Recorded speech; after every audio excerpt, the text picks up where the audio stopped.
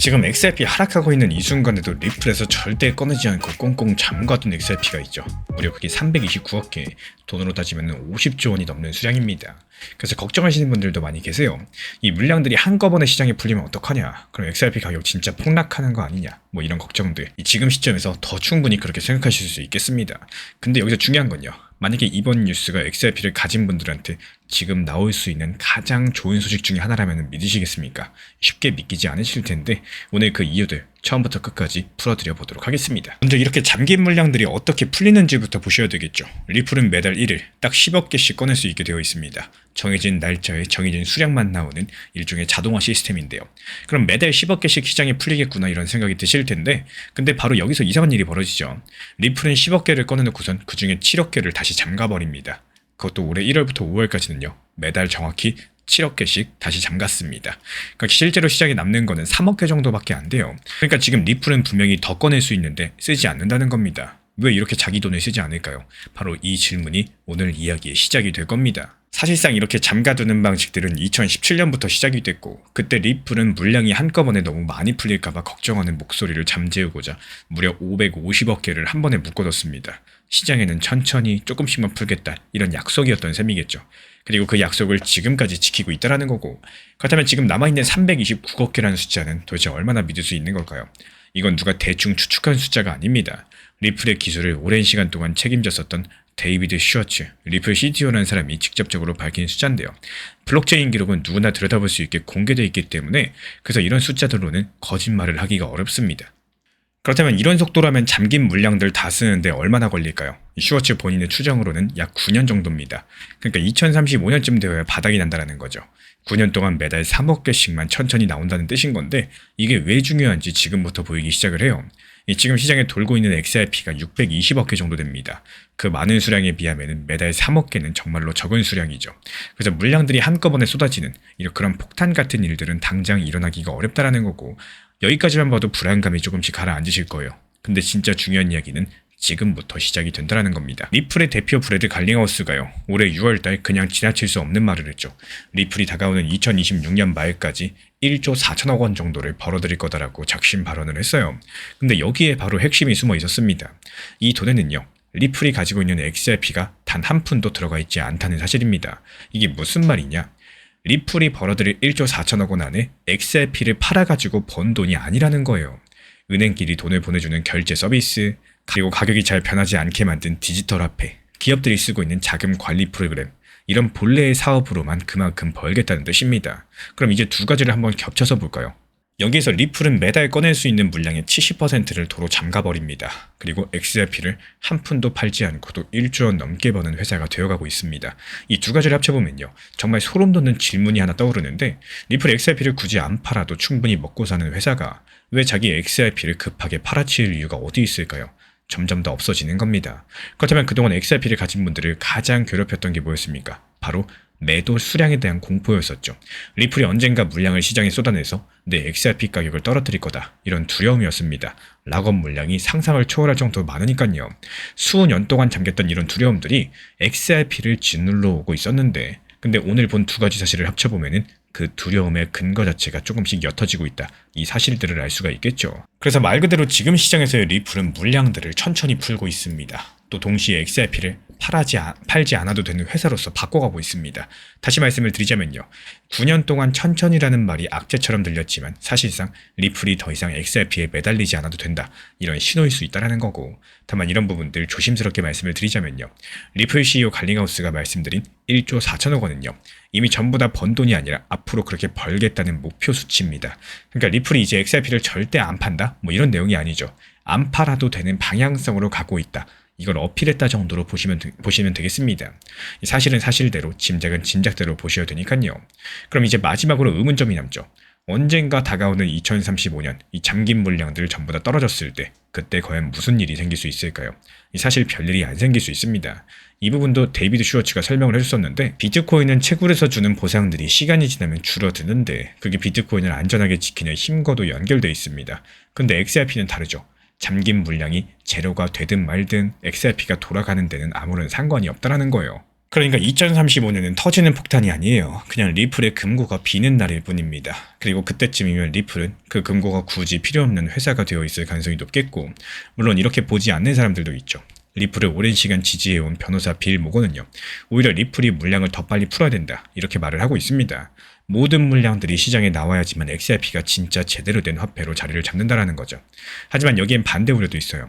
물량들을 너무 빨리 풀면은 매수하려는 사람들이 그만큼 안 따라올 때 오히려 가격이 눌릴 수가 있거든요. 그래서 리플은 지금처럼 천천히 그리고 조심스럽게 가는 길을 유지할 가능성이 크다라는 거고, 그 이유는 총 두 가지입니다. 먼저 본래의 사업으로 충분히 돈을 벌고 있기 때문에 무리해서 XRP를 매도할 이유가 없죠. 그리고 갑작스럽게 물량을 쏟아내가지고 가격을 떨어뜨리는 건요, 리플 본인 자신에게도 손해입니다.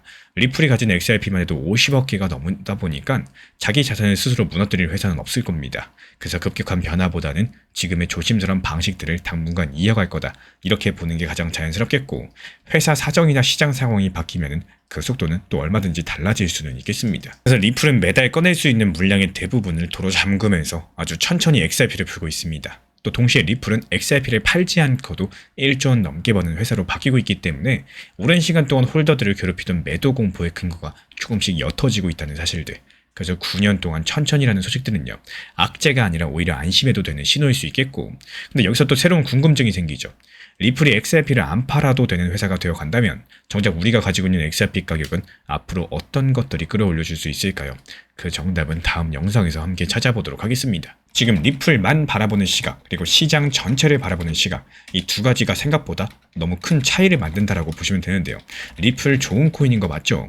하지만 코인 시장은 비트코인이 있고요, 또 메이저 코인들이 있고요, 그리고 알트 코인들이 있습니다. 그리고 이런 것들이 모두 함께 다 같이 움직임을 보여주는 시장입니다. 근데 여기서 리플만 바라보고 있으면은 시장 전체 흐름들을 놓칠 수밖에 없게 되고, 자연스럽게 여기에 따른 스트레스도 커질 수밖에 없겠죠.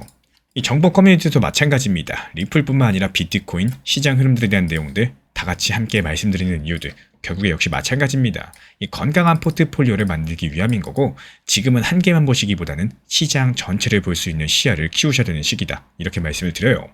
지난 폭락장에서 XRP 1830원 그리고 1900원서 이렇게 두 차례 분할 매수 들어갔던 물량들, 이번에 2200원 단기 매도하면서 깔끔하게 나왔죠. 추가적인 매수 매도 타점 속보로서 받아보고 싶으신 분들께서는 현재 보이는 번호로 연락 주시거나 댓글창 링크 통해서 신청 주시면 확인되는 대로 입장 드리겠습니다. 최근에 비트코인 기준으로 살펴봤을 때 강력한 폭락장이 계속 이어지다가 현재 시점에서는 눈치 보기 횡보 장세가 이어지고 있는 상황이죠. 하지만 우리 채널 커뮤니티에서는요, 오히려 이렇게 폭락장에서도 하루에 한 종목씩 꾸준하게 수익을 냈고요. 그리고 차라리 수익을 내기 어려웠던 시기들, 이 당시에서는 그냥 아예 꾹 참고 현금 들고 있다가 아예 매매 자체를 안 해버렸습니다. 그리고 다시 한번 횡보장 찾아왔을 때 이때부터 공격적으로 매매하면서 다시 한번 하루에 한 종목씩 이렇게 수익을 내드리고 있는데요. 그러면 어떻게 이렇게 폭락장에서 수익을 낼 수가 있느냐? 그 비결은 너무나도 단순합니다. 두 가지 원칙에 대해서만 지켜나가시면 되는데요. 먼저 원칙 1번, 이 빠르게 수익이 날 수 있는 종목을 선정할 줄 아셔야 됩니다. 그리고 그 종목을 매수하고 목표가를 지정할 줄 아셔야 돼요. 그리고 이어지는 원칙 2번, 무조건적으로 확률이 높은 타점에서만 접근을 하셔야 되고요. 그리고 수익 내기 어려운 시장에서는요, 차라리 그냥 매매를 하지 마시고 현금 들고 그냥 꾹 참는 게 좋습니다. 이 간혹 가다가 매매 중독들 때문에 타점이 아닌데 무리하게 매수했다가 물리시는 분들이 있는데, 이런 것들 습관이신 분들 정말 많습니다. 정말 조심하셔야 돼요.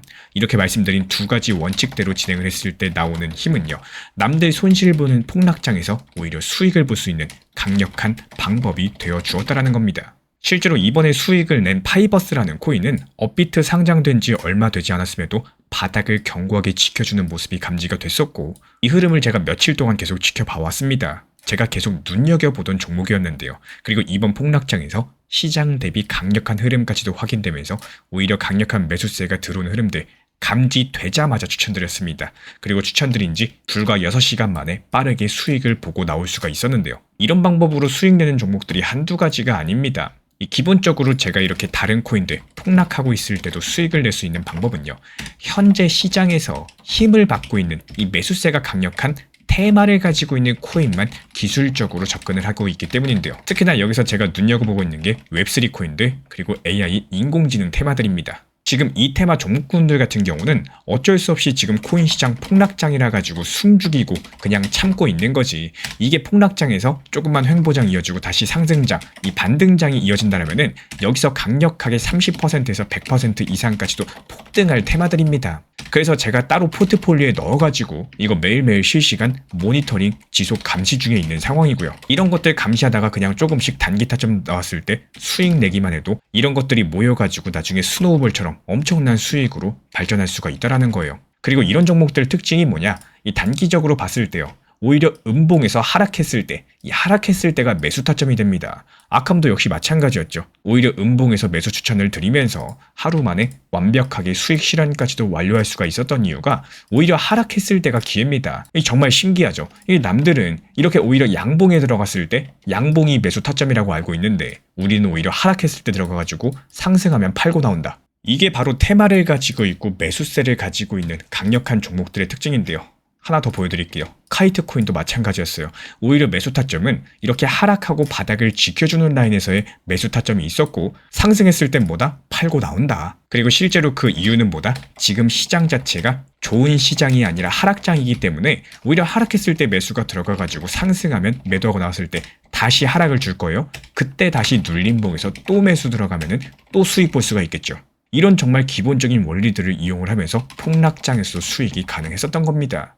우리 구독자분들께서 반드시 이거 하나만큼은 기억을 해줬으면 좋겠어요. 시장이 하락해도 내가 욕심부리기보다는 오히려 현실적인 대응들을 목표로서 잡으신다면 이 시장의 반등들, 상승에 맞는 단기 알트들에 대해서 목표로 진입하신다면 어려움 자체가 전혀 없으실 겁니다. 하지만 서두에 말씀드렸죠. 이게 내가 자주 매수한다? 그렇다고 해서 수익이 잘 나오는 게 아니기 때문에 시장 흐름에 맞춰가지고 대응할 필요가 있다. 한마디로 수익 내기 쉬운 장에서만 접근을 하시고 어려운 장에서는 그냥 현금 가지고 계셔라. 말 그대로 전쟁터의 전투라고 쳤을 때 이게 전투에서 내가 이길 수 있는 전투만 전투에 참전한다. 이렇게 생각을 하시면 돼요. 내가 질 것 같은 전투 그냥 안 하시면 되는 겁니다. 물론 지금까지 설명드린 거는 이 저만의 방법이고요. 제가 수년 동안 코인 시장 하면서 어렵게 터득한 노하우들을 말씀을 드린 겁니다. 근데 괜히 수익을 잘 내시는 분들 같은 경우는 이 제가 사용하는 방법들이 어중간하게 섞여버린다. 오히려 방해만 되실 겁니다. 하지만 이 영상을 시청하시는 우리 구독자분들 중에서요. 내가 만약에라도 내가 생각했던 것보다 시장 자체가 어렵고 내가 매수하는 것만 하락하는 것 같고 또 내가 매수하지 않은 것들만 급등하는 것 같다. 이런 느낌 드시는 분들 혹은 내가 어떻게 이런 시장, 이 폭락장에 대해서 대응을 해야 될지 모르겠다. 그리고 수익을 내는 게 이거 너무나도 어렵다. 이런 분들께서는 우리 채널 그냥 커뮤니티 입장하셔가지고 제가 안내드리고 있는 내용들에 대해서 참고하셔도 좋으실 겁니다. 단 여기서 중요한 점이 뭐냐? 반드시 하고 싶으신 분들만 입장을 하셔야 된다는 거예요. 안 하실 분들 그냥 안 하셔도 좋습니다. 이 최소한 다른 분들 방해를 하시면 안 되기 때문에 방해하지 않고 열심히 공부하실 분들만 지금 현재 보이는 번호로서 문자 신청 남겨주시면 안내 도움 드리고 있고요. 영상 보면서 따라와 주시고 구독과 좋아요만 부탁을 드리겠습니다. 그리고 지금 같은 폭락장에서 수익 낼 수 있는 방법, 횡보장에서 수익 낼 수 있는 방법, 그리고 상승장에서 수익 낼 수 있는 방법이 각각 다릅니다. 이런 다양한 패턴들에 대해서 연구하고 노하우들 전부 다 영상 강의도 도움드리고 있기 때문에 문자 남겨주시면 커뮤니티 입장뿐만 아니라 영상 강의까지도 제공 도움드리도록 하겠습니다. 제가 안내해드리고 있는 코인 신사 채널 멤버십 전용방에 대해서 짧게 설명드려 보도록 하겠습니다. 리플, 암호화폐 시장에 대한 중요한 이슈, 그리고 브리핑이나 시장의 흐름에 대한 전문적인 분석 내용 설명과 함께 차트상의 기술적 분석, 온체인 지표와 투자 심리에 대한 내용들을 같이 안내 도움드리고 있고 가장 중요한 투자 심리를 컨트롤하기 위해서 포트폴리오의 구성에 대한 노하우, 투자 심리 컨트롤에 대한 내용도 같이 안내드리고 있습니다. 코인 신사 스터디 멤버십 가입하신 분들께서는 아래 번호 혹은 신청 링크 통해서 남겨주시면 제가 연락드리고 있고 안내 설명과 함께 신사 채널 리플 전용 멤버십 방에도 입장 안내 설명드리고 있습니다.